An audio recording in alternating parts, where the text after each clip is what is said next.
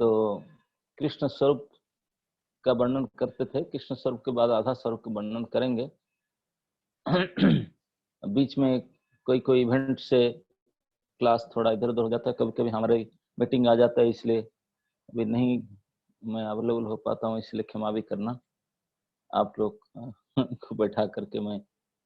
अच्छा, तो आज के क्लास शुरू करने से पहले हमारे प्रभु जी ने एक क्वेश्चन पूछ दिए हैं नरसिंह भगवान के बारे में। वो कहते हैं कि यदि हिरण्यकशिपु ने ये वर मांगा था कि कोई वर्ष के कोई महीना में मैं नहीं मरना है, तो भगवान ने उनको बद्ध करने के लिए 12 महीना से अधिक एक एक्स्ट्रा मास पुरुषोत्तम मास में उनको बद्ध किए थे। तो हम लोग पुरुषोत्तम मास में ही करना चाहिए। जब पुरुषोत्तम मास बैसाख में आएगा तो हम हर बैसाख में क्यों करते हैं? उनका भगवान का आविर्भाव या हिरण्यकशिपु तिरुभाव जो कहो, तो एक्चुअली हिरण्यकशिपु का तिरुभाव हुआ था बैसाख मास में। बैसाख शुक्ल चतुर्दशी में हिरण्यकशिपु का तिरुभाव हुआ था। लेकिन भगवान के आविर्भाव, भगवान तो बोले ना, व्याप्तिं च भूतेषु अखिलेषु चात्मनम, मैं तो सब जगह में सब समय में हूँ, मेरा प्रकट में कोई टाइम क्या है। लेकिन हिरण्यकशिपु को उस दिन मरना था, इसलिए मैं उस दिन प्रकट हुआ था। उस दिन प्रकट हुआ तो भगवान नित्य होने के कारण हर एक कार्य उनके नित्य होता है।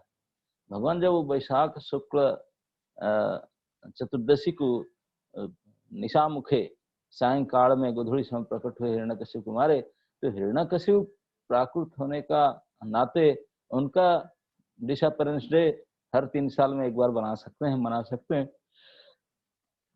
लेकिन भगवान का आविर्भाव तो वैसे कृष्ण का नित्य है ना, उन्हीं का वही तिथि नित्य हो गया भगवान के आविर्भाव की तिथि। किंतु भगवान प्रकृति के गुण से परे हैं। वो उनके वो अप्राकृत हैं। और प्रकृति के गुण से जैसे हम लोग हैं ऐसे नहीं है गुणाधीन, भगवान प्रकृति के गुणों से परे हैं, तो उनको इस प्रकार के नियम लागू नहीं होगा। और जो कुछ भी करते हैं नित्य है। जैसे भगवान प्रकट हुए नृसिंह रूप में, तो ये नृसिंह भगवान के धाम नित्य होगा, उनका लीला नित्य होगा, प्रहलाद जी उनको स्तुति करते रहेंगे। अभी भी भागवत में देखिए पंचम स्कंद में हरिवर्ष में प्रहलाद महाराज ने हमेशा नरसिंह भगवान की पूजा करते रहते हैं, ये वर्णन होता है। एक वर्ष है जिसमें नृसिंह भगवान का ही पूजा होता है हरिवर्ष में। तो इसलिए यद्यपि हिरण्यकशिपु का तिरुभाव भले ही अपने हर 3 साल में करें, लेकिन भगवान का ये जो नित्य तिथि है वैशाख शुक्ल चतुर्दशी, इसी को हम व्रत करके मानेंगे। ये है, उनके लिए भी 3 साल के बाद करेंगे ऐसा नहीं है। भगवान तो नित्य डेली भी कर सकते, हम डेली तो गाते हैं आरती के बाद में, कोई तकलीफ आ जाए नृसिंह पूजा नृसिंह आरती करते ही है। लेकिन ये जो विशेष तिथि में उन्होंने आविर्भूत होकर के हमारे थे, यद्यपि किसी भी ये क्यों ना हो, तो भगवान को हम उसी तिथि में याद करते हैं कि इसी तिथि तो धन्य के थे भगवान में, इस तिथि भी धन्य के थे भगवान प्रकट हुए, ये कारण है। जैसे हम लोग कई लोगों का हैप्पी बर्थ डे करते हैं, और डेट ऑफ बर्थ अंग्रेजी कैलेंडर के अनुसार डेट के अनुसार करते हैं, लेकिन वास्तविक तिथि के अनुसार होना चाहिए। जन्म तिथि होता है, डे तो चेंज होता रहता है, तिथि यही रहता है। हम तिथि के अनुसार देखेंगे, डे कई बार चेंज होता रहता है। जैसे रथ यात्रा होता है, जन्माष्टमी होता है, हर साल वही फिक्स डेट में नहीं होता, तिथि सेम रहता है और डेट कभी चेंज होता रहता है। तो इसी प्रकार भगवान का आविर्भाव, जब कभी भगवान जैसे भी आविर्भाव हुए, ये काल भी धन्य हो जाता है। काल भगवान के अधीन में रहता है, भगवान काल का अधीन नहीं है। हम लोग सब काल के अधीन है, लेकिन भगवान के अधीन में काल होता है। इसलिए भगवान काल को धन्य करने के लिए, काल को सौभाग्य प्रदान करने के लिए भगवान प्रदान हुए, तो इसलिए इस काल को हम लोग मानते हैं। हरे कृष्ण। तो अभी हम अपने विषय पर चलते हैं। श्री चैतन्य चरितामृत के मध्य लीला के अंतर्गत अष्टम परिच्छेद का टेक्स्ट नंबर हम लोग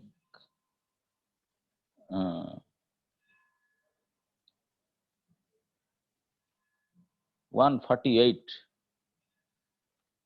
हम ये डिस्कस कर चुके हैं। 147 कस्यानुभावस्य न देव विद्महे तवांघ्रिरेणु स्वर साधिकारः यद्वांछया श्रीललनाचरन् तपो विहाय कामांस्तु चिरं धृतव्रता।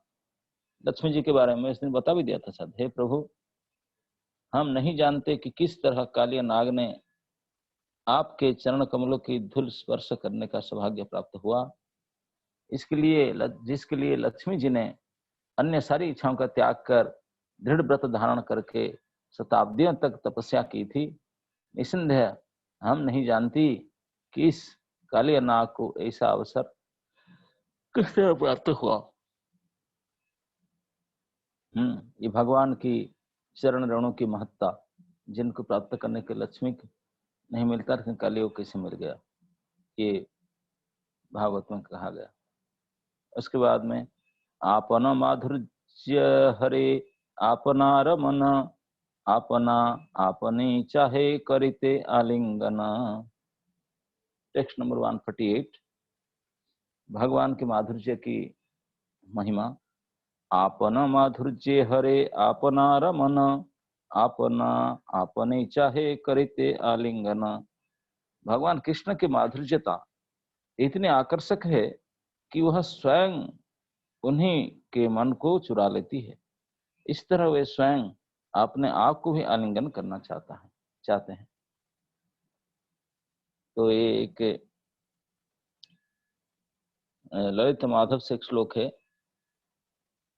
अपरिकलित पूर्व कश्चमत्कारकारी स्फुरति मम गरीयाने समाधुर्य पूरः अयमहमपि हन्त प्रेक्ष्ययं लुब्धचेत्तः सरसमपुपभोक्तुं कामयेराधिकेव।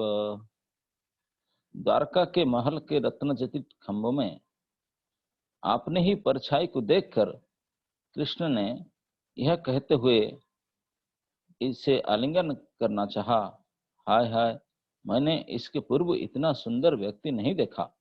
यह कौन है? इसे देखकर ही मैं श्रीमती राधा रानी के समान इसका आलिंगन करने का उत्सुक हो रहा हूं।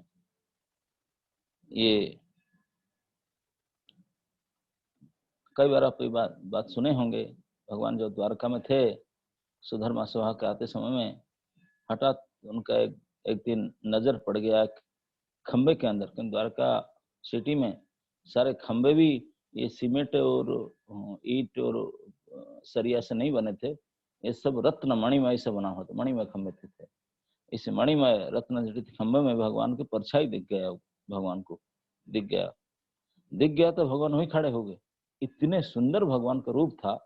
भगवान पहले कभी देखे नहीं थे, कि भगवान को आईना देखने का कभी चांस नहीं था, क्योंकि इतने दास दासियां हैं उनको सजाने के लिए, श्रृंगार करने के लिए, तो खुद उनको आईना देखेंगे।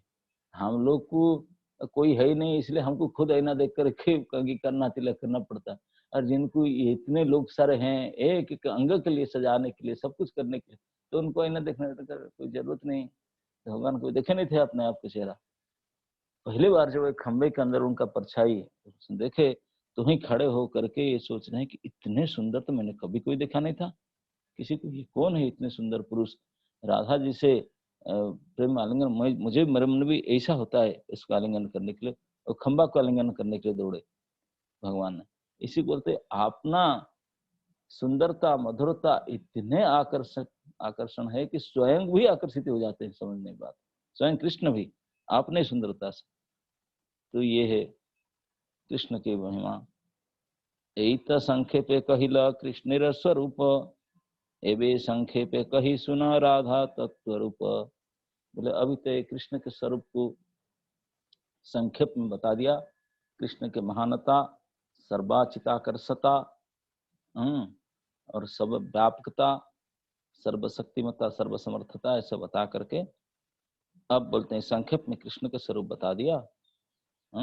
श्री रामानंद राय ने कहा, इस तरह मैंने पूर्ण पुरुषोत्तम भगवान के आदि स्वरूप को संक्षेप में कहा। अब मैं श्रीमती राधा रानी की स्थिति का वर्णन करूंगा।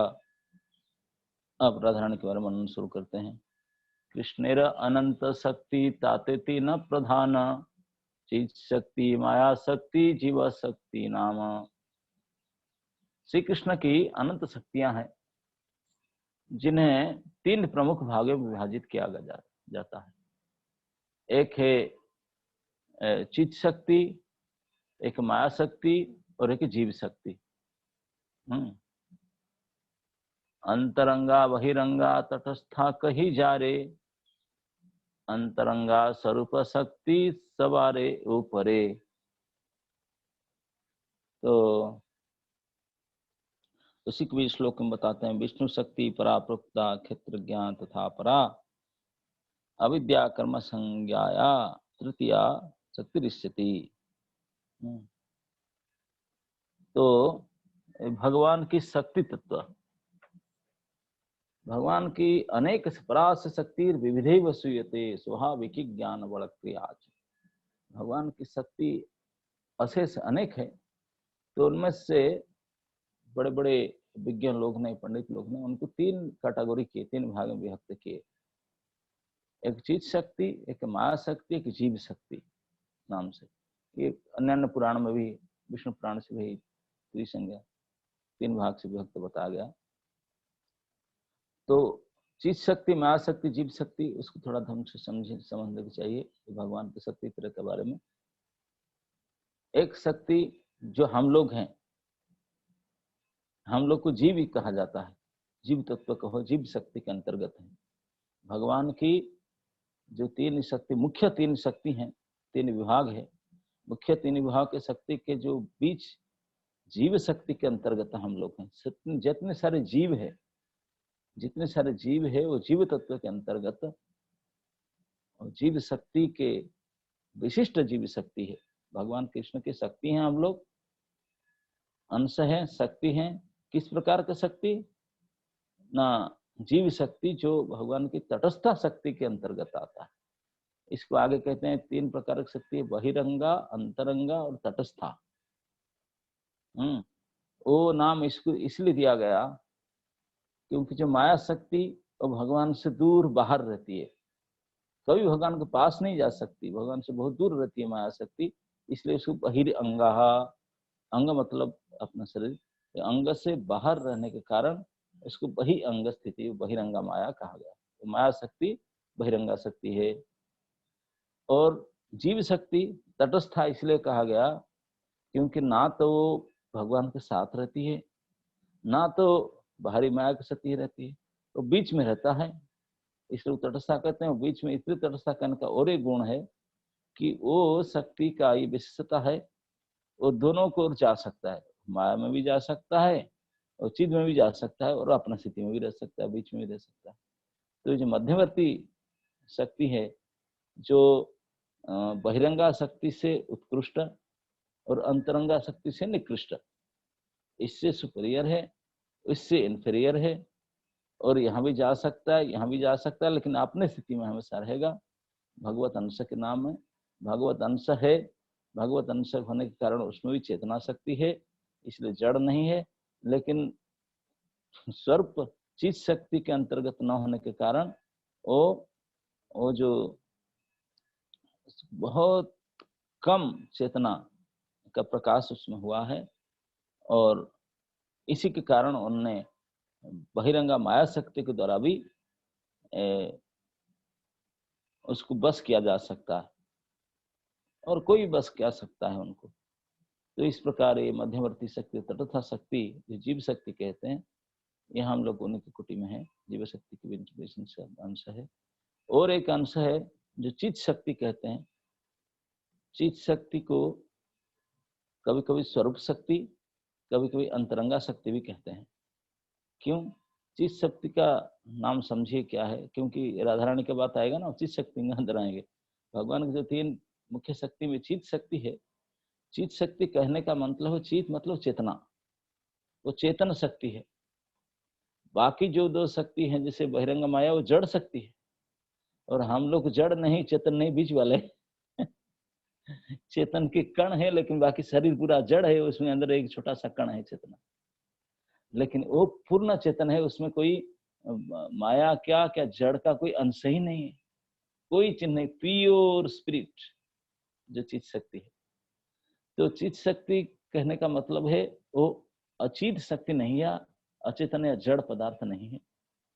जड़ पदार्थ का एक विशेष गुण होता है कि वो अपने आप परिवर्तनशील नहीं है, परिणामशील नहीं है, कुछ नहीं कर सकता अपने आप। कोई चेतन का शक्ति का प्रभाव चाहिए इसके ऊपर, तभी कुछ का विकार होगा, परिणाम होगा, परिणामशीलता होगा। परिवर्तन कुछ नहीं हो सकता, परिणाम तो नहीं हो सकता। जड़ शक्ति परिवर्तन को करने के लिए चेतन शक्ति चाहिए। तो लेकिन ये चित शक्ति, ये स्वयं चित स्वरूप होने के कारण उसका अंदर परिणामशीलता भी है, चेतनता है। चेतन होने के कारण वो समझ सकता है, बोध शक्ति है। जैसे ये कोई भी मैटर हम गाली देने से क्या वो समझ, सेंसिटिवनेस उनके अंदर नहीं है, कोई समझ नहीं सकता, कुछ नहीं कर ना सकता। सेंसर लगाना पड़ता है उसके अंदर, तब जाके सेंस कर पाता है, तो पता लगा पाता है। लेकिन हमारे अंदर सुपर सेंस लगा हुआ है, भगवान ने लगा चुके हैं एक बार। तो सेंसर है उसके अंदर। तो जो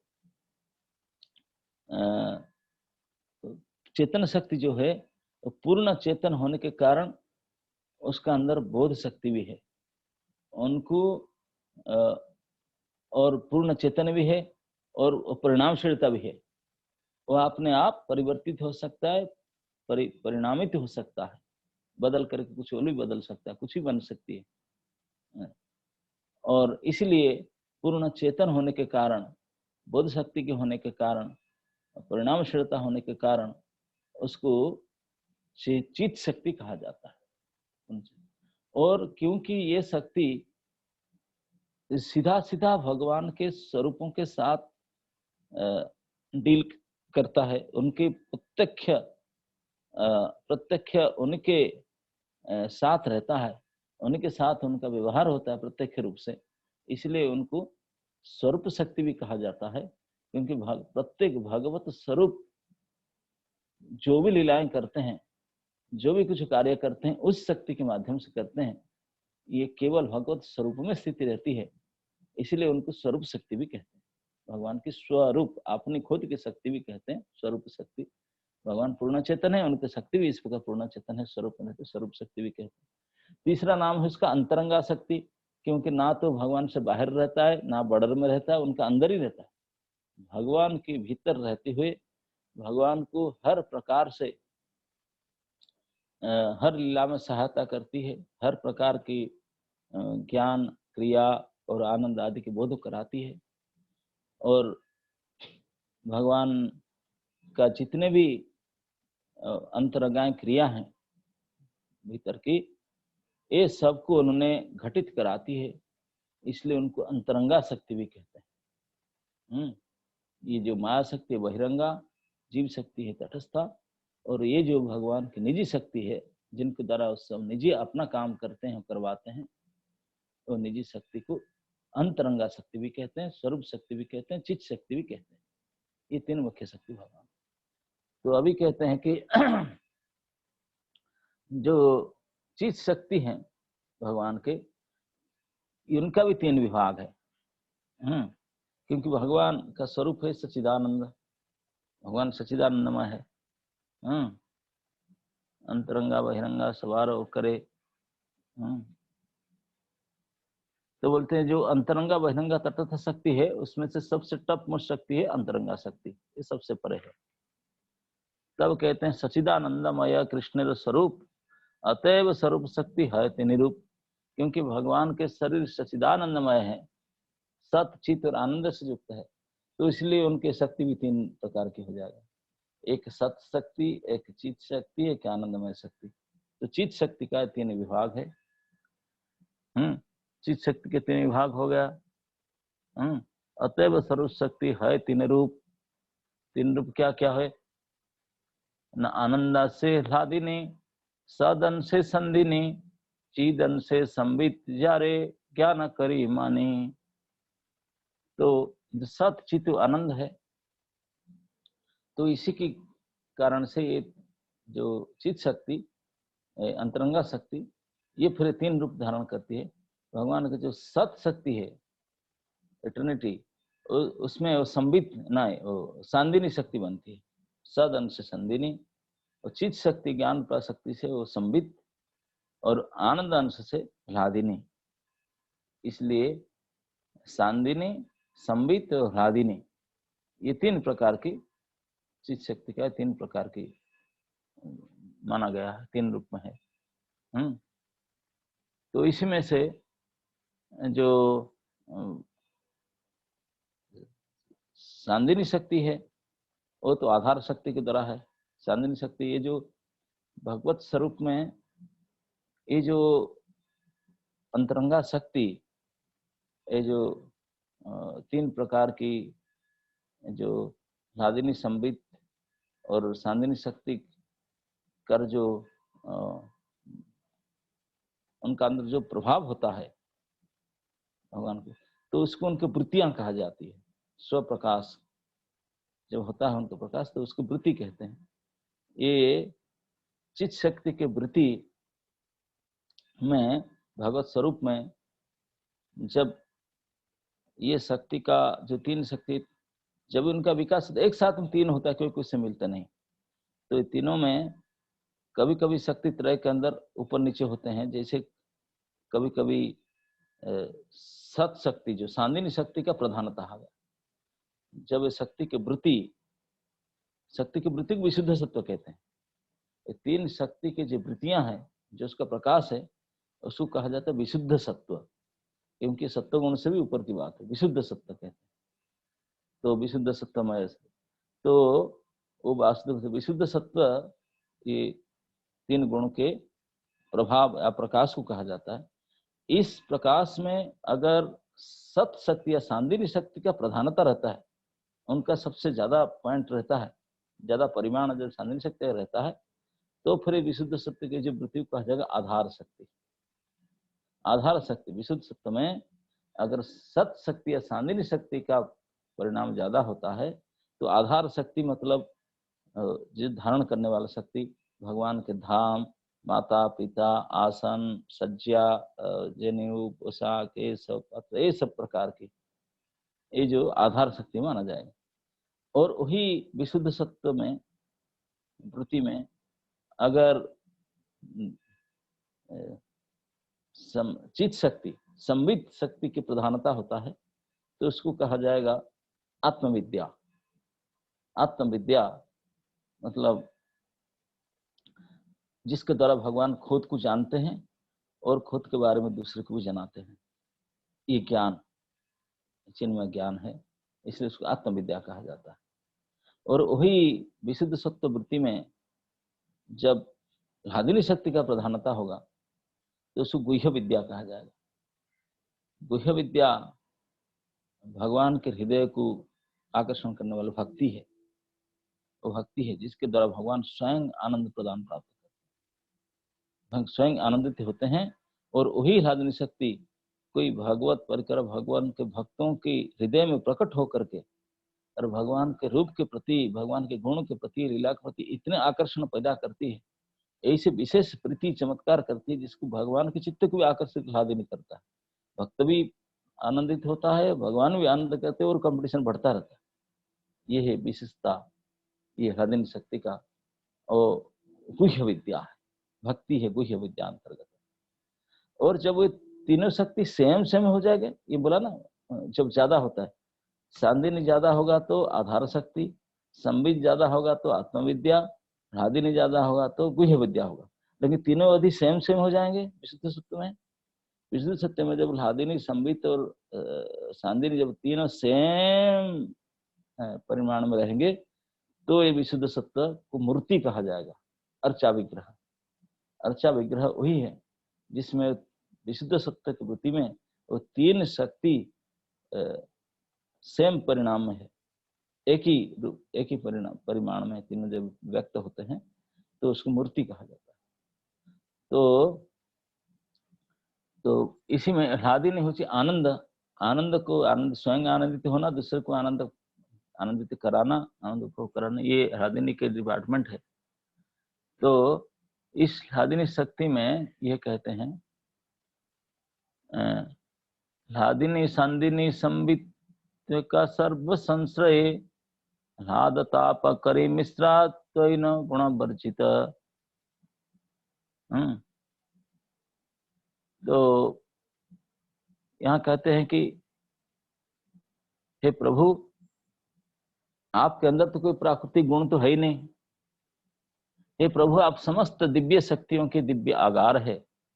आपकी ह्लादिनी आनंददायिनी शक्ति, सांदिनी अस्तित्व वाली शक्ति, आधार शक्ति, तथा संबित जो ज्ञान शक्ति, ये वास्तव में आपकी एक ही अंतरंगा शक्ति है।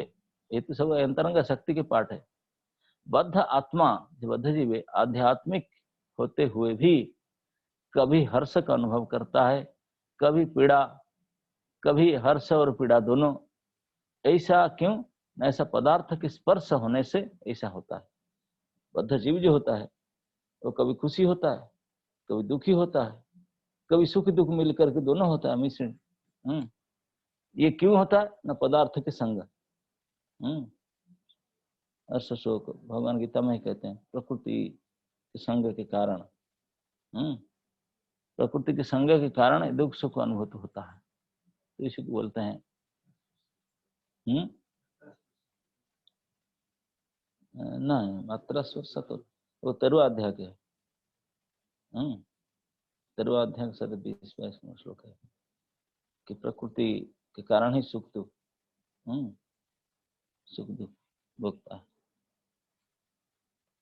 तो वास्तव में आपकी अंतरंगा शक्ति बद्ध आत्मा होते हुए ये सब अनुभव करता रहे पदार्थ के मिश्रण के साथ। ऐसा पदार्थ का स्पर्श होने से होता है, किंतु आप समस्त भौतिक गुण से परे हैं। बोला ना, भगवान के को भौतिक गुण छू नहीं सकता, उससे परे हैं। अतएव ये गुण आप में नहीं पाए जाते। इस प्रकार के हर्ष शोक और मिर्ष हर्ष आप में नहीं पाया जाता है। इसलिए आप सापेक्ष हर्ष पीड़ा या हर्ष मिश्रित पीड़ा जैसी कोई वस्तु नहीं होता है। सापेक्ष और निरपेक्ष समझ लीजिए।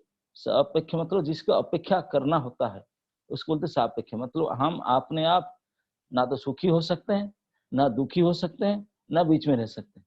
अपने आप नहीं हो सकते। हम अपेक्षा करते हैं किस चीज का, किसी वस्तु का, किसी चीज का, किसी के अपेक्षा में अब जाकर हमारा ऊपर प्रभाव पड़ेगा, सुखी होंगे दुखी। विदाउट किसी का सहायता से, विदाउट किसी का हेल्पलेस होकर हम अपने आप नहीं हो सकते। इसलिए सापेक्ष, हमारे everything is depending on something, सापेक्ष। और निरपेक्ष होता है किसी को डिपेंड नहीं है, ये भगवान। इसलिए सापेक्ष, वो पूर्ण निरपेक्ष है, इंडिपेंडेंट। तो इसलिए कहते हैं आपके लिए सापेक्ष हर्ष पीड़ा या हर्ष से पीड़ा जैसी कोई वस्तु ही नहीं है। आपके लिए से होता नहीं, क्योंकि आप पूर्ण निरपेक्ष है। तो ये सब गुण वर्जित है। ये कह करके कहते हैं कृष्ण के आह्लादे तारा नाम आह्लादिनी सही शक्ति द्वारे सुख आस्वादे आपने। अभी आह्लादिनी शक्ति का बात कहते हैं कि जिस शक्ति के द्वारा भगवान सुख प्राप्त करते हैं और सभी को सुखी कराते हैं, इस शक्ति को आह्लादिनी शक्ति कहा जाता है। आह्लादिनी शक्ति कहा जाता है। कहते हैं सुख रूप कृष्ण करे सुख आस्वादन भक्त गणे सुख दीते ह्लादिनी कारण। सुख रूप कृष्ण, कृष्ण मूर्तिमान सुख स्वरूप है। रसो वही वो आनंद, आनंद सच्चिदानंद, वो आनंद के स्वरूप है, इसलिए सुख स्वरूप है। सुख से बने हुए हैं भगवान, और वो है ही नहीं दूसरा कुछ सुख में।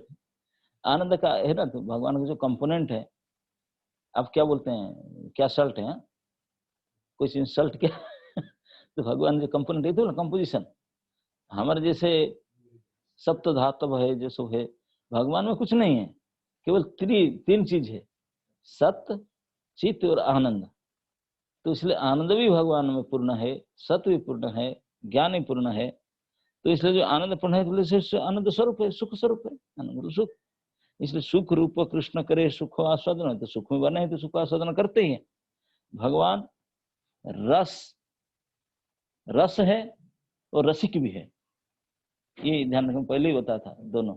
रस मतलब हिज आस्वाद्य, कोई भी उनको आस्वादन कर सकता है, रस रूप में भगवान परम आस्वाद्य है। और रसिक शेखर रसराज के रूप में वो आस्वादक भी है, दोनों है, वो आस्वादक भी है और आस्वाद्य भी है। तो इस प्रकार भक्त गणे सुख दिते ह्लादि निकारण, अब भक्त लोगों को सुख देता है कि भगवान की शक्ति है, जो आनंदायनी शक्ति, वो भक्तों के चित्त में आविर्भूत होकर उनको भी सुख देता है, उनके सुख के द्वारा भगवान को सुखी करती है, ये कहते हैं। आगे कहते हैं ह्लादि निरसार अंश तार प्रेम नाम, ह्लादि निरसार अंश तार प्रेम नाम, आनंद चिन्मय रस प्रेमेर आख्यान। उस ह्लादिनी शक्ति का सबसे महत्वपूर्ण अंश भगवत प्रेम है।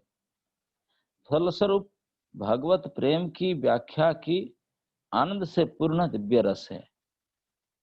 प्रेमेर परम सार महाभाव जानी, सही महाभाव रूपा राधा ठाकुरानी। यहाँ एक बात अब ढंग से समझ लेना चाहिए, क्योंकि हम सभी प्राय बात में प्रेम प्रेम में थोड़ा हमारा, उनको प्रेम करती हूँ, प्रेम करता है, प्रेम किया भगवान के साथ, प्रेम भक्ति प्रेम शक्ति, इतने प्रेम की यूज करते हैं ये वर्ड को, ना जाने से जैसे सब जानते हैं उसके बारे में, कुछ नहीं जानते। 0/100 हम सभी का प्रेम के बारे में 0/100 ज्ञान है कुछ नहीं ज्ञान, लेकिन प्रेम को जैसे हर सेकंड में यूज करते चले जा रहे हैं। तो प्रेम के बारे में थोड़ा हम समझना चाहिए, व्हाट इज प्रेम। ये यहाँ कहा गया है, रामानंद राय कहते हैं राधि निर सार अंश तार प्रेम नाम। Try to understand what is prem. हादि निर सार, प्रेम सार समझता है क्या है, एसेंस, मतलब गाढ़ा करके, गाढ़ा करके। और हादिनी क्या है, आनंद प्रदायिनी शक्ति, जिस शक्ति के द्वारा भगवान भी आनंद प्राप्त करते हैं, भक्त भी आनंद प्राप्त करते हैं, सभी आनंद प्राप्त करते हैं। इस आनंददायिनी शक्ति को अगर कंडेंस किया जाए, कंप्रेस किया जाए, तो बनता है प्रेम। लेकिन केवल इसी को प्रेम होता है ना, प्रेम और प्रेम का परिचय क्या है। हम आगे भी इसी ग्रंथ में प्रेम का परिचय और पाए हैं। क्या, कृष्णेन्द्रिय प्रतिवांछा धरे प्रेम नाम, निजेंद्रिय प्रतिवांछा धरे कामना।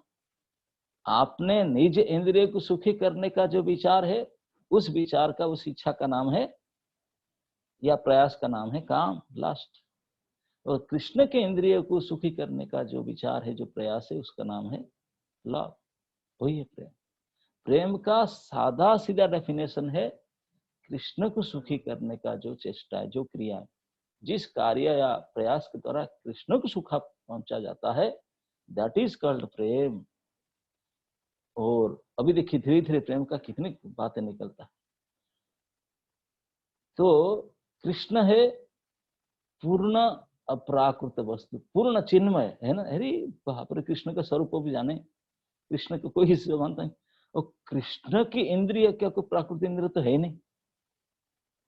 तो कृष्ण की इंद्रिय संबंधित जो सुख वस्तु है, वो तो कोई प्राकृत हो नहीं सकता। तो इसलिए हमारा जो मन, हमारे वाणी, हमारे क्रिया, हमारे शरीर, ये सब प्राकृत है ना, प्रकृति गुण से हुए, और ये प्रकृति से गुण से परे। तो जो प्रेम किसी भी मनुष्य, कोई बद्ध जीव में संभव हो ही नहीं सकता, इस दुनिया में हो ही नहीं सकता, क्योंकि ये प्राकृतिक जगत है, ये प्राकृतिक जगत है। हम प्राकृतिक देह हैं, हमारा प्राकृत मन है, प्राकृत बुद्धि, प्राकृत वाणी, प्राकृत शरीर, everything is mode of nature, material modes. तो मटेरियल मोड से कई परे, बहुत ऊपर की बात है जो भगवान की गुण, और उसमें जो सुख देने वाले शक्ति, उसको कहते हैं सुख देने। तो मतलब प्रेम का अनुभव, प्रेम का स्थान, प्रेम की क्रिया इस भौतिक संसार में, भौतिक प्राणी में, भौतिक बुद्धि, भौतिक मन में, भौतिक वाणी में ऐसे ये समझ, दैट इज हो नहीं सकता। प्रेम बिल्कुल भगवत व्यापार की वस्तु है। ये संसार में प्रेम हो ही नहीं रहे। जो हम कहते हैं आई लव यू, मूर्ख है, लस्ट है। यस, लव लव संभव ही नहीं है ना, क्योंकि कृष्ण है ही नहीं, तो कृष्ण तेरे प्रति वांछा होगा कैसे? हम आप दूसरे के भी जो करते हैं, वह कृष्ण कहाँ है भाई? एक दूसरे तो इस भौतिक संसार में, जगत में लव हो ही नहीं सकता। हम लोग बोले भी नहीं सकते, क्योंकि हमारा मन, वाणी, इंद्रिय भी सब प्राकृत है और वो प्रकृति से परे है।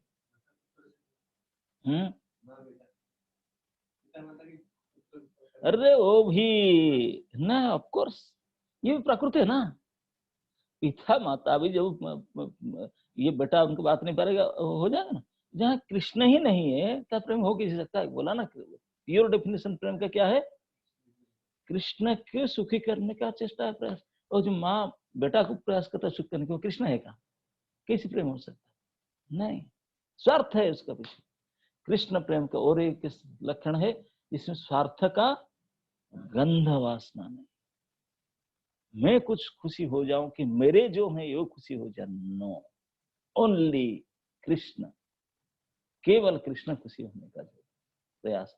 और कृष्ण सुखी कैसे होते हैं? जब कृष्ण का कोई लोग, कृष्ण के अपने लोग खुशी होते हैं, तो इसमें ही प्रेम आ सकता है।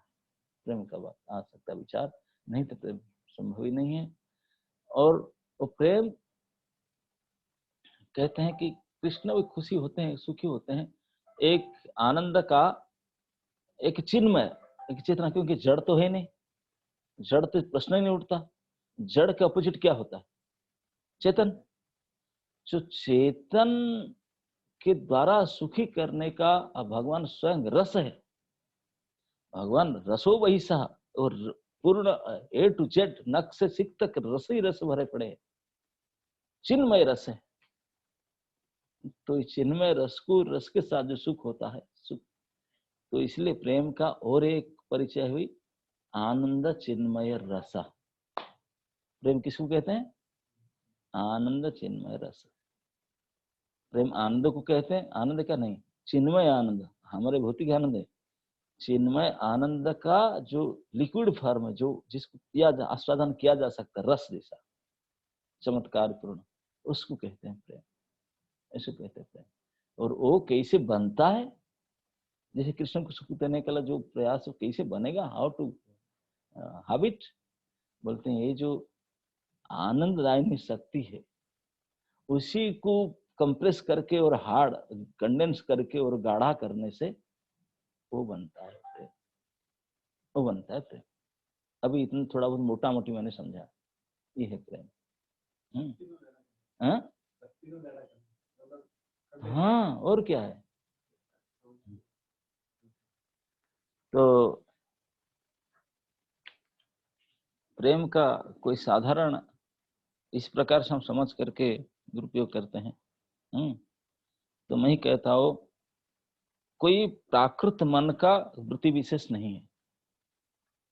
ये ढंग से हम समझना, प्रेम हमारा कोई मन का एक विशेष वृत्ति या विशेष स्थिति नहीं है। प्रेम मन के द्वारा प्रेम हो ही नहीं सकता। प्राकृत मन की कोई वृत्ति विशेष या स्थिति नहीं है।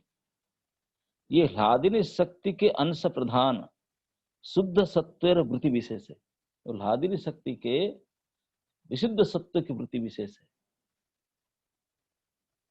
सुतरां प्रेम स्वरूपतः चिद वस्तु, वो चेतन वस्तु है, जड़ वस्तु है नहीं। इसलिए प्राकृत जीव का प्राकृत मन में उनका आविर्भाव असंभव है। ये प्राकृत जीव का प्राकृतिक मन में उसका संभव आविर्भाव भी संभव नहीं हो सकता। भगवत कृपा से साधन प्रभाव में, साधन करते करते करते करते शुद्ध हो जाते हैं हम लोग। भगवत कृपा मिलित होता है और साधन के द्वारा हमारे इंद्रिय आदि की शुद्ध करते हैं, चित्त को शुद्ध करते हैं। तब कैसे शुद्धि माना जाएगा? ना हमारे हृदय से जब भोग की वासना, मुक्ति की वासना और सिद्धि की वासना, भुक्ति मुक्ति सिद्धि आदि वासना, ये सारे प्रकार की इच्छा बिल्कुल निशेष टिंज भी ना रहे, clean from all this desires, completely free from all material desires. यहाँ तक मुक्ति की इच्छा भी वो बड़े बड़े योग सिद्धि के भोग की इच्छा, किसी प्रकार की इच्छा नहीं, अन्य अभिलाषा शून्य, केवल अभिलाषा अगर रहेगा तो एक अभिलाषा रहेगा, क्या? कृष्ण प्रतिवांछा। उसके अलावा कोई भी अभिलाष से डिजायर को कंप्लीटली धो करके साफ कर देना, हृदय को दूरीभूत हो जाए, तब जा करके चित्त का ये जो शुद्धता होगा, उसी में शुद्ध सत्व आविर्भाव हो सकता है। जब तक हृदय में ये प्रकार के पूरा क्लीन हो जाए, रास्ता माने पूरा सीट खाली, कोई काम वासना, भोग वासना या सिद्धि वासना के प्राप्ति, किसी प्रकार भक्ति मुक्ति सिद्धि के वासना की जो डिजायर बिल्कुल कंप्लीट फ्री कर दो, इरेडिकेट कर साफ कर दो, तब वही शुद्धि स्थिति आ जाएगा। इस शुद्ध में शुद्ध सत्व आविर्भूत हो सकता है। तो आप शुद्ध सत्व आविर्भूत सर भक्ति, जो भक्ति इसी के क्लीन हार्ट में फिर जो भगवान की सेवा करेगा, प्रसादन करेगा, तो इसी में ये प्रेम परिणत हो जाएगा, उसमें फिर प्रेम बनेगा। प्रेम परिणत है पारे वो हो सकता है, इसी तभी हो सकता है जब this heart will be cleansed totally, then in this heart is this heart उससे पहले नहीं, तत्पूर्व नहीं, इसके पहले कभी नहीं हो सकता। जब जिसका हृदय बिल्कुल इस प्रकार मलिनता से दूर हो जाता है, फिर भगवान के प्रति, केवल भगवान के प्रति प्रीति विशेष उनको उन्हीं के लिए, उनको सुख देने का प्रयास के लिए साधना करते रहो, तो फिर इसमें से वो शुद्ध सत्य प्रकट होगा और उसमें प्रेम भी प्रकट हो सकता है, उससे पहले नहीं। नित्य सिद्धा भगवत परिकर के हृदय में, चित्त में अनादिकाल से प्रेम विराजित है, लेकिन जो नित्य सिद्ध हैं, जिनको अंदर में कभी किसी को टच नहीं कर सकता भौतिक स्थिति, वो नित्य सिद्ध जो भगवत परिकर, उनके हृदय में प्रेम नित्य वास करता रहता है। और एक प्रेम का परिचय आप कई बार सुने हुए होंगे, कृष्ण प्रेम साध्य कभू, कृष्ण प्रेम नित्य सिद्ध साध्य कभू न है, क्योंकि वो नित्य सिद्ध को प्राप्त नहीं किया जा सकता। मैं करके करके करके प्रकट करूंगा, बोले नहीं, यू कांट गेट इट। आविर्भाव क्यों बनेगा थोड़ी है, कृष्ण वो ऑलरेडी बना हुआ है। उस कृष्ण प्रेम नित्य सिद्ध, नित्य ऑलरेडी है, केवल हम हमारा हृदय की जो मलिनता है, इसके कारण वो प्रकट नहीं होता, वो मैनिफेस्ट हो जाएगा। The moment you clean your heart and try eagerly try to please Krishna, then it is there, हृदय में है, वो प्रकट हो जाएगा। हाँ, वो प्रकट हो जाएगा, ये भी प्रकट होने का एक अंग है। चित्ते जखन प्रेमर उदय है, तखन श्री कृष्ण अत्यंत ममता जन्म। अब जब प्रेम सचमुच उदय, जो प्रेम का स्थिति हृदय में आ गया, उसका पहचान क्या है? उसका पहचान है कि चित्त शुद्धि हो जाए बिल्कुल, और फिर प्रयास करो। जो प्रेम प्रकट हुआ, प्रकट होने का और का फास्ट लक्षण है श्री कृष्ण में अत्यंत ममता। श्री कृष्ण ममता है ना, दिस इज माइन, वो मेरे हैं, इतने अपनापन हो जाएगा, इतने अपनापन कृष्ण में प्रकट हो जाएगा, अत्यंत ममता हो जाएगा। ये ममता बुद्धि के वजह से श्री कृष्ण के भगवत ज्ञान अपने आप छिप जाता है। श्री कृष्ण परम ब्रह्म परमेश्वर भगवान, ये छिप जाएगा, ये अपनेपन के इतने अपनापन हो जाएगा, और किसी भाव में उनके साथ जुड़ जाएंगे, कृष्ण भगवान है, ये ज्ञान अपना ढक जाएगा, वो उदय ही नहीं हुआ ना, प्रच्छन्न हो जाएगा। तहार ऐश्वर्य अनुसंधान रूप, इसलिए भगवान का ऐश्वर्य का विलुप्त हो जाते, अपने आप ढंक जाता है जब प्रेम जब प्रकट होता है। और भक्त फिर श्री कृष्ण के ईश्वर करके मानेगा नहीं। जब भक्ति प्रेम प्रकट हो जाता है, भक्त फिर कृष्ण को, ठाकुर को क्या मानेगा? ईश्वर करके नहीं मानेगा। माने करे ना, और कैसे मानेगा? न परम आत्मीय बोलिया माने, अपना खुद का है, मेरा अपना करके मानेगा। जैसे लौकिक जगत में सखा, पुत्र, प्राणपति इत्यादि जो है, ये जो दास्य, सख्य, वात्सल्य और माधुर्य, यही 4 रस। और 4 रस में फिर मुख्यतः 3 रस, सख्य, वात्सल्य, माधुर्य, यही दो की जगह पे प्रवृत्ति का 3 लोकर घनिष्ठ संबंध होता है। जो आपने फ्रेंड है, बुजुर्ग फ्रेंड, जो पुत्र हैं और जो पति हैं, उनका साथ कैसे आत्मीयता होता है, ऐसे ही ईश्वर के साथ में ईश्वर को ईश्वर न मान करके अपना आत्मीय इस प्रकार से कोई भाव में मान जाए, घनिष्ठ संबंध हो जाएगा। श्री कृष्णेर सहित तार परिकर भक्त देर तदपेक्षा घनिष्ठ संबंध, और श्री कृष्ण के साथ तो संबंध होगा, और उनके जो परिकर भक्त हैं, उनके अपने, उनके तो उनसे और ज्यादा होगा, कि उनके द्वारा उनसे और ज्यादा होगा। तार परिकर भक्त देर तदपेक्षा अधिक घनिष्ठ संबंध। ताई तारा श्री कृष्ण के सुखी करार निमित्त सर्वदा लालायित, इसलिए इस अवस्था में वो हर समय, हर प्रकार से, हर चेष्टा में कृष्ण को सुखी करने के लिए बहुत लालायित रहेगा, बहुत चेष्टा करता है कृष्ण को खुशी करने के लिए। श्री कृष्ण अनिष्ट आशंकाएं अत्यंत व्याकुल होया पड़े, और कभी श्री कृष्ण का अनिष्ट का चिंता आया, व्याकुल हो जाएगा, तो अनिष्ट का आशा सुन करके हो सकता है ऐसा, इसे दुखी हो जाए, इसे व्याकुल हो जाए। जो सुखी करना चाहता है तो दुख होने से तो बहुत दुखी हो जाएगा। श्री कृष्ण व श्री कृष्ण संबंधी विषय व्यतीत अन्य कोन व्यापार तार आरो अनुसंधान था कहना। और इस स्थिति में, प्रेम की स्थिति में, केवल श्री कृष्ण ही उनका विषय होंगे। श्री कृष्ण और श्री कृष्ण संबंधी विषय और श्री कृष्ण संबंधी भक्त, उन्हीं के अलावा और किसी व्यापार में उनका मन, चित्त, बुद्धि, कोई अनुसंधान नहीं चलेगा, हो ही नहीं सकता। 24 घंटे केवल उसी दायरे में घूमेगा, बाहर को भी जाएगा। इसी व्यापार के अलावा दूसरे किसी में उनका मन, बुद्धि, चित्त जाएगा, इसमें ध्वंसेर कारण उपस्थित हईलेओ यही प्रेम बंधन छिन्न है ना। ये प्रेम का कि और एक बढ़िया लक्षण है। ध्वंस का कारण, बिल्कुल ध्वंस के कारण 100% मौजूद है, लेकिन ध्वंस नहीं होगा, बिल्कुल होने पर भी नहीं होगा इसको।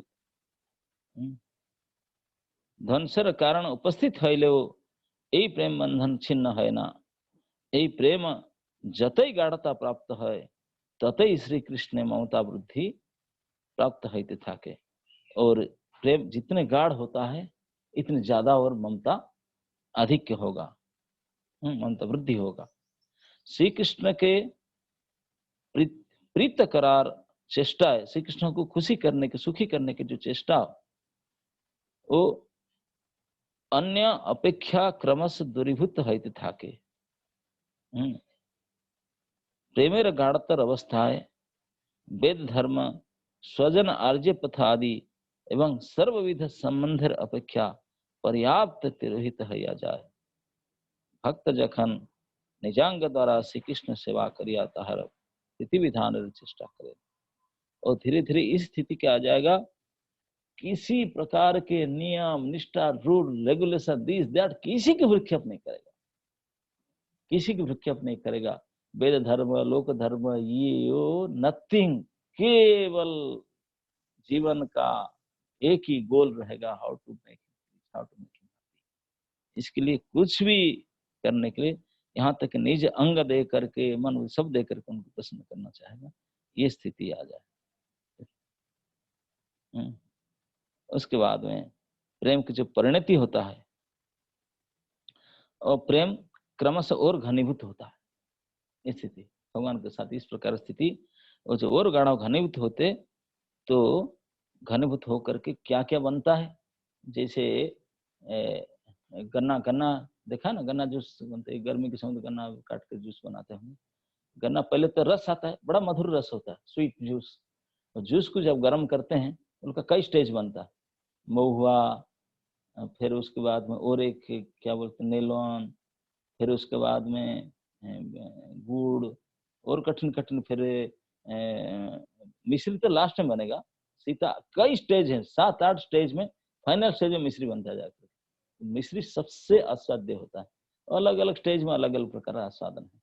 ठीक प्रकार प्रेम जो हो जाएगा वो जितने घनीभूत चले जाएगा, उनका ऐसे ऐसे स्थिति आता है। सबसे पहले स्नेह, मान, प्रणय, राग, अनुराग, भाव और महाभाव, यहाँ तक जाता है। तो ये सब प्रेम के विकार का भिन्न भिन्न स्तर है। और महाभाव सर्वोत्तम, उसके परे कुछ है नहीं, लिमिट इस तरह है। और श्री राधिका महाभाव स्वरूपिणी। अब आप अंदाजा लगा रहिए, अंदाज के अंदर दायरा में आए तो सही, नहीं आए तो नहीं सही, है ना? नहीं अंदाज लगते ये राधारानी के स्वरूप को बताते हो, ये बोल दिए साथ। ये कई जगह में इसको बताया गया।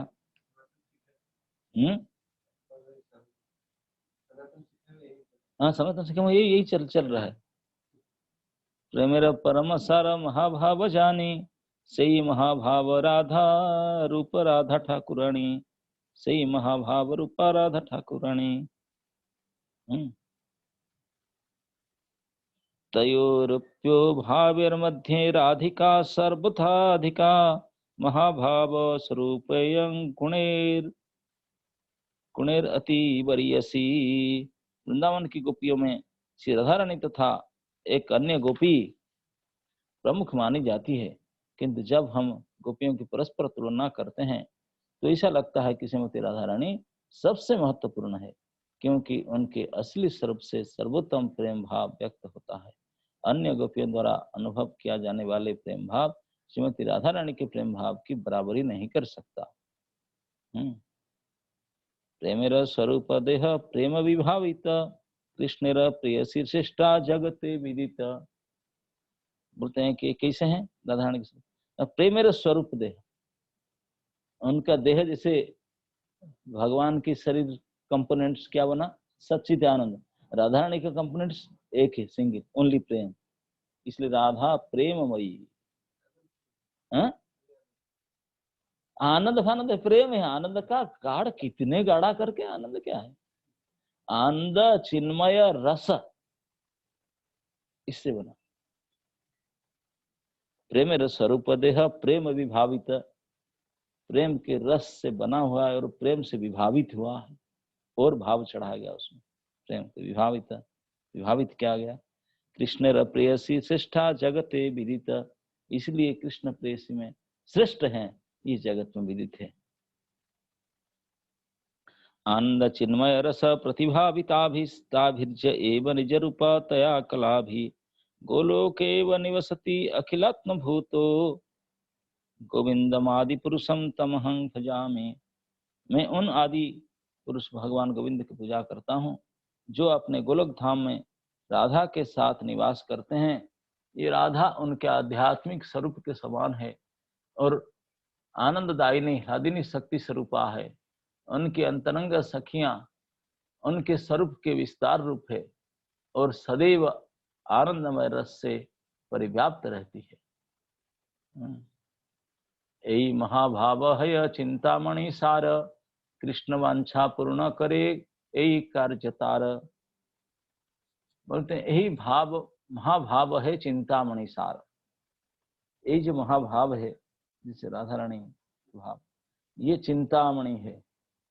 Chintamani desire fulfilling mutual, Chintamani सार। कृष्ण वांछा पूर्ण करे यही करे सार। चिंतामणि तो हर एक वांछा पूर्ण करता है, कौन सा वांछा ना, और कोई वांछा नहीं, ओनली कृष्ण वांछा को पूर्ण करने के लिए Chintamani, touch stone to fulfil the desire of only Krishna. Only Krishna desire से उनसे होता है, हर एक प्रकार के कृष्ण की इच्छा राधा से पूर्ति होता है, राधा रानी पूर्ति होता है। श्रीमती राधा रानी का वह महाभाव ही आध्यात्मिक जीवन का सार है। उनका एकमात्र कार्य श्री कृष्ण की समस्त इच्छाओं को पूर्ण करना रहता है। महाभाव चिंतामणि राधार स्वरूप, ललितादि सखितारे काय विभरूप। महाभाव चिंतामणि राधार स्वरूप, राधा रानी की जो स्वरूप है ये महाभाव चिंतामणि। महाभाव चिंतामणि है। और ललित आदि सखी तार काय बुहरु, ललित आदि सखियों उसको काय बुह है। उनके शरीर के विस्तार। राधा प्रति कृष्ण से सुगंधि उद्वर्तन, ताते अति सुगंधि देह उज्जवल वर्ण। और कंडेंस वर्णन में जाते हैं। ये सब हमारा समझ का चिंता से परे हैं, लेकिन फिर भी हमारे उपास्य हैं, ध्येय हैं, पूज्य हैं श्री राधे श्याम सुंदर राधा मदन मोहन। इसलिए उनके गुणों के बारे में जो हमारे आचार्य गण दिए हैं सुन लेना चाहिए, बाकी समझने तो नहीं आवे। तो राधा प्रति कृष्ण स्नेह, राधा रानी के प्रति कृष्ण का जो स्नेह है वो राधा रानी का सुगंधि उद्वर्तन, उपटन उपटन उपटन जानते ना, ये गर्मी के समय जैसे शरीर में लेप लगाते ना कभी कभी, जैसे अक्षय तृतीया के दिन भगवान के शरीर में उपटन लगाए, बिल्कुल केसर कस्तूरी चंदन चुआ मिलाकर भगवान के शरीर लेप कर दिया, बिल्कुल चंदन शरीर, चंदन ही चंदन, पूरे शरीर चंदन, चंदनमय शरीर बना दिया, लेप कर दिया। तो ऐसे बड़े बड़े राजा महाराजा पहले जब सब होते थे, बड़े बड़े आदमी, पहले जमाने में तो एसी फैसी नहीं होता था, कूलर फ्लो कुछ नहीं, इलेक्ट्रिसिटी नहीं था, कुछ नहीं था, तो ये गर्मी तो प्रचुर होता था। तो क्या करेंगे, गर्मी और कभी उमस होता था। उमस तो अब गर्मी से और खतरनाक है, उमस समझते ना, गुड़गुड़ी, हाँ हवा ही नहीं चलेगा, गर्मी और नो एयर, पूरी बाप रे बाप, केवल पसीना निकलता रहेगा, पूरी हाल हो जाता है उमस की स्थिति। तो उसी समय जो बड़े बड़े राजा महाराज, बड़े बड़े जो लोग होते हैं सम्रांत लोग, वो लोग क्या करते हैं, उनको बोलते हैं कि उपटन लगाना, जैसे कंसकी लगाने के लिए अंगराग, अंगराग वही होता है, एक प्रकार अंगराग से बड़े बड़े छोटे लोग तो नहीं कर पाते, बड़े बड़े लोग जो होते हैं वो अंगराग लगाते हैं। ये अंगराग का विशेष मसला होता है अलग अलग शरीर में, ये मतलब अंगराग बना करके सुबह स्नान करके शरीर में लगा देंगे लेप, तो पूरे एक 24 घंटा के लिए शरीर वो बिल्कुल, शरीर का चिकनता बढ़ जाएगा, उज्ज्वलता बढ़ जाएगा, सुगंध वृद्धि हो जाएगा, पसीना आग्रह को ऑब्जर्व कर लेगा और शरीर का बिल्कुल चिकनापन और उनका उज्ज्वलता बढ़ जाएगा और सुगंधित रहेगा। नेक्स्ट डे मॉर्निंग तक फिर उपटन लगाने तक, जैसे हम तिलक लगाते हैं फिर नेक्स्ट स्नान करने तक, तो इसे ये उपटन बोलते हैं। शरीर का एक लेप, शरीर में एक लेप लगाते हैं, जिस लेप के कारण शरीर का चमकता उज्ज्वलता बढ़ता है और सुगंधता बढ़ता है, और सो बाकी जो चीज पसीना पसीना दुर्गंध है सब नष्ट हो जाता है। इसी को बोलते हैं उद्वर्तन। शीता, हाँ शीतलता भी ना, वही तो बता रहा ना, शीतलता से काम कैसे, इसीलिए चंदन है, चंदन का दो गुण है ना, सुगंध और शीतलता, और उसके साथ और कुछ मसला डालते हैं, कलर भी डालते हैं, तो इसलिए ये हो जाता है। तो राधा रानी के शरीर में जो उपटन क्या है, बोलते हैं कि बना बनाया उपटन नहीं, राधा रानी शरीर में जो उपटन है, जो उनका सुगंधि वर्धन और उनका उज्ज्वलता बढ़ाने के लिए, उनके दुर्गंध को नाश करने, बोले ये सब तो चीज है ही नहीं उनके अंदर, उनके अंदर ये सब कुछ है ही नहीं, क्योंकि उनके शरीर तो कोई ऐसे हड्डी मांस से रक्त तो बना ही नहीं, वो तो आनंद चिन्मय रस से बना हुआ है, गाढ़ा होकर के बना है, गाढ़ा से गाढ़ा से गाढ़ा से लिमिट तक महाभाव से ये स्नेह मरण महाभाव से बना है, तो इसलिए मैटेरियल तक क्या हम सोच भी नहीं सकते। इस मैटर में फिर ये उपटन क्या चढ़ाएंगे, लेकिन उपटन चढ़ाती है क्योंकि वो स्त्री है। स्त्री जो बड़े घरानी स्त्री होते हैं वो बाहर नहीं जा सकती है, और इसे गर्मी गुड़गुड़ी समय में अपने शरीर को ठीक रखने के लिए दो तीन बार, क्योंकि स्त्री लोग तो बाहर नहीं जाते ना, हवा भी नहीं लगती है इसे। पुरुष लोग तो जाते हैं, थोड़ा कपड़ा वपड़ा नहीं गामछा पहन कर घुमाते हैं, थोड़ा शरीर ठीक हो जाता है, लेकिन वो तो घर के अंदर रहती है, कुकिंग वुकिंग भी करती है, तो उनको तो बिल्कुल शरीर पसीना से बिल्कुल तरबतर हो जाती है, बड़े ये हो जाते हैं, तो दो तीन बार उनको साफ होना चाहिए, नहीं तो बड़े। तो इसलिए से राधा रानी क्या करती, तो उपटन लगाती है, उद्वर्तन। क्या उद्वर्तन क्या है, ताते अति सुगंधित देह उज्ज्वल वर्ण, वो जो जिसके द्वारा शरीर बड़े सुगंधित हो जाते हैं और वर्ण बहुत उज्जवल हो, चकचक हो जाता है, शरीर चमकता रहता है उपटन लगाने से, अंगराग लगाने से। अंगराग है क्या ना, कृष्ण का जो स्नेह राधा रानी के प्रति, वही स्नेह ही उनका उपटन है, और कोई ऐसे मटेरियल नहीं, वही मटेरियल। अभी आज इतने तक समझ में रहिए, अभी गर्मी के कारण उपटन लगा रही है राधा रानी के उपटन। कृष्ण का जो स्नेह राधा रानी के प्रति, व्याट स्नेह ऑफ कृष्ण, राधा रानी उस कृष्ण के स्नेह को अपने शरीर में प्रलेप आलेप करके लगाती है, उपटन करके लगाती है। अब वो क्या है, किस चंदन सोना क्या है, आप लोग सोच सकते हैं। इसमें बड़ा लंबा तात्पर्य लिखा है, आप लोग उसको पढ़ लेना। टेक्स्ट 166, सीसी मध्य चैप्टर 8 टेक्स्ट 166, ये तात्पर्य पढ़ लेना, हम देखेंगे कल उसके बारे में कुछ है। ओके, जय Shri Radhe. Thank you. Thank you Maharaj.